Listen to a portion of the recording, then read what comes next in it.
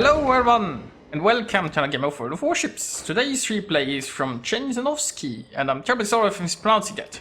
Now he's in the Hindenburg at tier 10 German cruiser. He's on the map Northern Waters, and it's an epicenter game. So pure tier 10 battle, everyone's tier 10 around here. There is a carrier, or 3 destroyers, and we will see how this goes. Now he's currently farming a Salem, who is, well, showing way too much broadside, it looks like.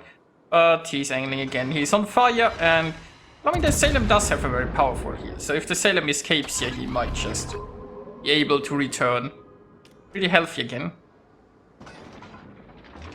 Now, Jensenovski is RPF, and it's pointing suspiciously towards the zone wall here. So he has used Hydro, because, you know, don't want to run into some torpedoes here.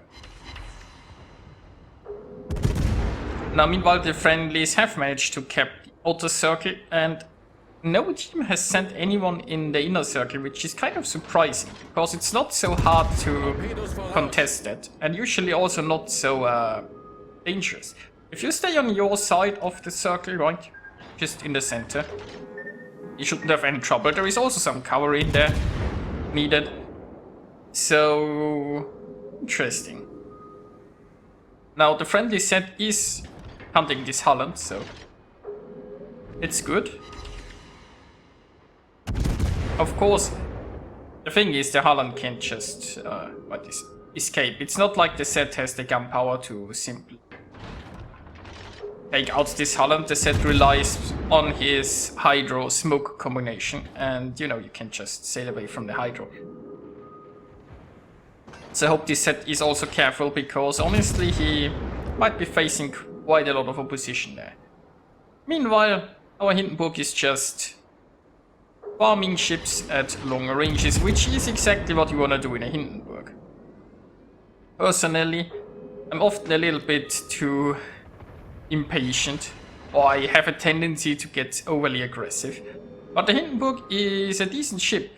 You just wanna usually stay at longer ranges and farm the enemy, especially in the early game, and then when there are less ships around, you can get a little bit more aggressive.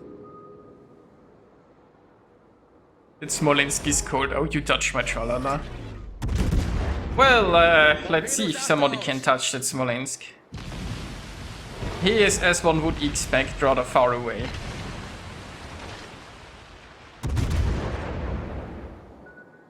Now, meanwhile, we have a triple battleship push coming here towards the left flank. That might be nice to meet the enemy opposition here. The friendlies are a little bit too disinterested in the objective for my taste. Like, of the 3 destroyers, only one is actually trying to do something objective. But I mean, it does kind of make sense with 3 destroyers to try to cover the flanks and also the end of the objective there. But you can't, like, give up too many of those circles too easily. The points add up rather quickly. So it's very dangerous if you just let the enemy have some things. Meanwhile, there is another fire on the Montana. The Montana is looking rather lovely right now with, was that 3 fires or so?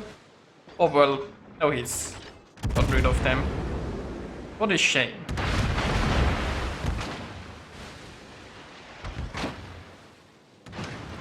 Now it looks like the 3 battleships here are actually being somewhat aggressive. The right side is more of a concern. For example, I don't understand why this Wooster is so far in the back. A Wooster is not very good at long ranges. You just don't have the shell characteristics to be very accurate. That's also why I would never play a Wooster, for example, with a range mod. Because, you know, you're just going to hit a lot of water. And there is the added concern that a Wooster has radar. So ideally, you'd want to be in a position where you can use radar. Also, with your shell arcs, you can use islands usually very effectively. So the last thing you'd want is be an open water Wooster at long range. But that's exactly what this booster has decided to do for some reason. So, yeah. Now our battleships, it took them a while, but it looks like they have arrived at the combat. And the Kurfürst has decided to meet the enemy onslaught there from the right side. Now, those ships could kind of create a crossfire with our forces in the south, but you know, they only have a Conqueror there as an AP threat. So I'm not sure how much of a crossfire they will get. We will see. Meanwhile, we have a good looking enemy Kurfürst. I do love the camo. And now it's on fire. But that's okay. Kurfürsts tend to be on fire a lot. It's just the Kurfürst's natural habitat. And it does look like a damage count. Maybe it's time for more fires? Now, Jensenovski is pretty broadside here, but nobody is aiming at him, so, well, was briefly, but it looks like the enemy isn't really that interested in him. So he can just continue his nice little journey here, hoping to set more fires.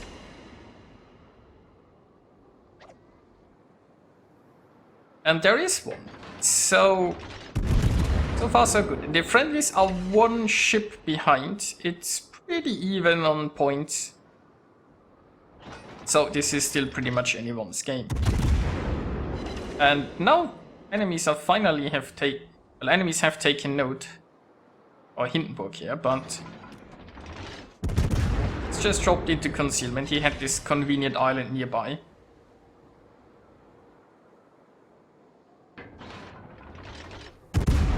Now it does look like two of those battleships just continue pushing. Now this is where I think the Kurfürst here made a far better decision by just being here in the objective and trying to engage those guys.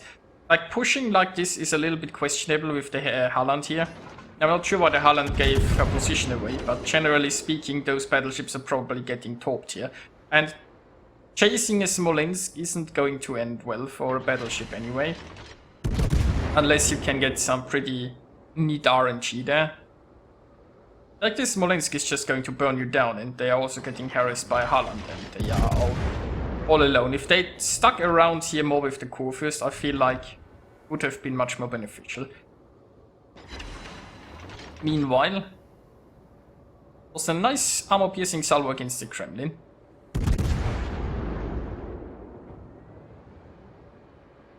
Now the number of ships is slowly getting reduced, and this is when as a Hindenburg you can, for example, consider being a bit more aggressive.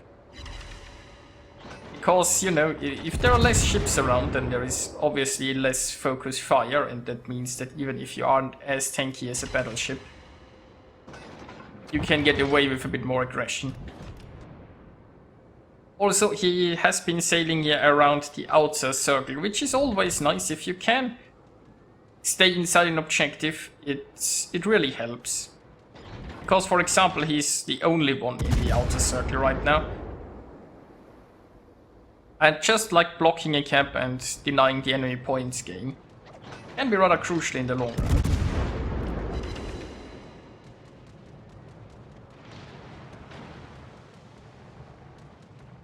Now it's still pretty even overall, but the friendlies have sort of taken all of the objectives. I mean, like 2 rings are contested currently, the third is probably going to be contested soon too. But it's nice to have them because it's a lot harder to capture them than it is to defend them. And, you know, looks like the planes are getting involved here. So, with a very aggressive Venezia here, called Hobo Joe. Interesting name.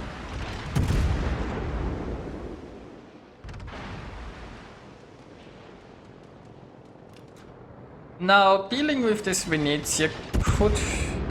Well, I mean, it's always risky. If you go around here... Yeah, he's using Hydro, which is very good because he can keep the Venezia spotted. Basically, if you go around here, you risk running into the Venezia torpedoes, but it looks like it's no longer it might not be a concern for much longer because the Venezia is getting farmed. Exactly what you would hope. And hey, there is a Widower. I mean, so far Jensenovski is basically performing here textbook Hindenburg play. He's being far enough away that he isn't getting wrecked, and he's just constantly dishing out the damage. I mean, he's up to 180,000 points of damage so far. He's got his Widower. Didn't get a kill yet, but you know.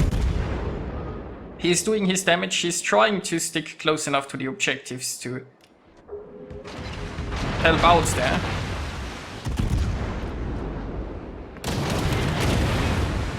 And well, it looks like it's his time to tank right now. But as I said, like, there aren't that many enemy ships remaining. So now is the time when you can get away with more aggression. Although there is a Smolensk here, and Smolensks are rather problematic. But I have a feeling this Smolensk might not be running IFG. Yeah, then again, I don't know.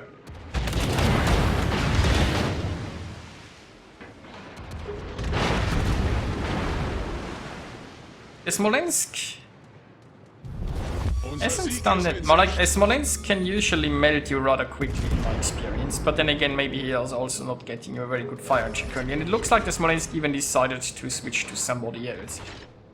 Meanwhile, Jensenovski is trying to get rid of the Montana, and Montana's guns are obviously rather problematic for any cruiser. Although Montana has a rather low caliber, which means you might even be able to aim. And look at that, broadside Smolensk, armor piercing is getting loaded.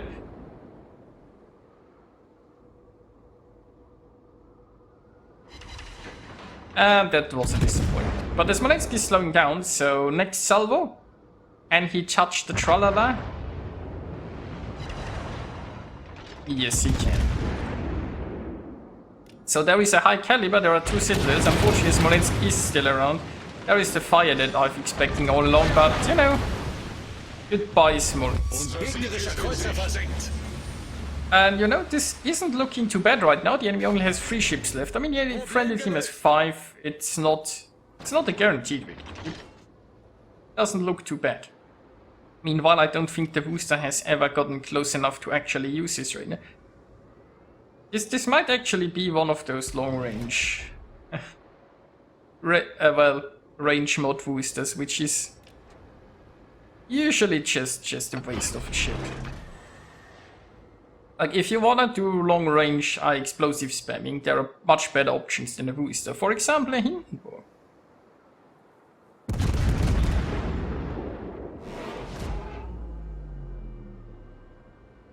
Now, enemy Kurfürst is spotted, and well, is probably going to sink soon, I have a feeling. Oh, there's the carrier. Now it looks like the carrier is going after Jensenovski in self-defense. I mean, this Kurfürst is technically a threat because Jensenovski is showing broadside, but it feels like the Kurfürst is focusing on other stuff. I mean, with the Kurfürst gone, it certainly makes sailing like this an awful lot safer.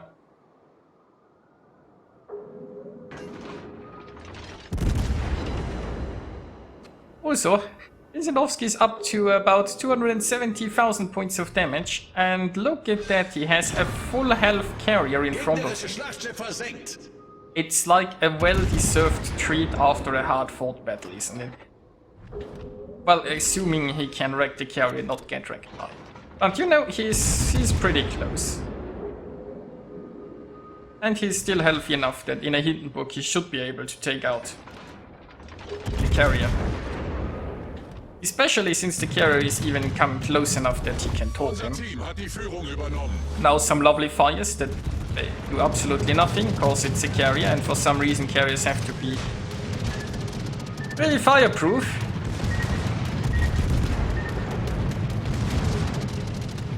Also, I do like the carrier skin. While I don't like carriers, I do admire the looks of this space carrier. Our torps aren't looking too bad. And... yeah, okay, it was only... so... friendly carrier is also getting in on the action. Actually, Jensenovski... no, he's getting the carrier. He's not sinking yet. And he even got the close quarters expert there in the end. So Jensenovski earned himself 3,825 base experience. Very nicely done. He achieved a Confederate, a close quarters expert, a dreadnought, a veteran, high caliber, scoring 326,000 points of damage. That was very nicely done. It was kind of textbook Hindenburg play, you know, stay at range and just set the world on fire. So yeah, hope you enjoyed watching this, and I'll see you guys next time.